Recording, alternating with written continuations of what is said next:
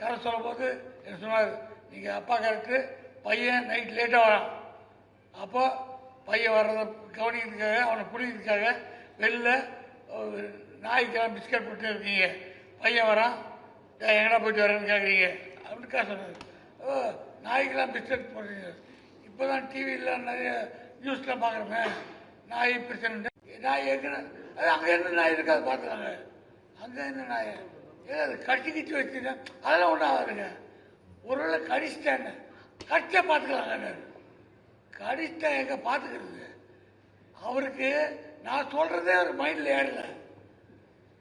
அதை அப்பாக்காரு நாய்க்கு பிஸ்கட், அதனால் என்ன கவனிக்கூடாதுல்ல, கதையினுடைய எண்ணம் அதிகமாக இருந்ததில்ல, அவர் போக்கில் போயிட்டே இருக்கார்.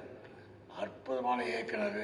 இந்த மாதிரி இயக்குனர்லாம் தமிழ்நாட்டில் தமிழ் திரையுலகத்தில் கொடி கட்டி இருக்கணும்.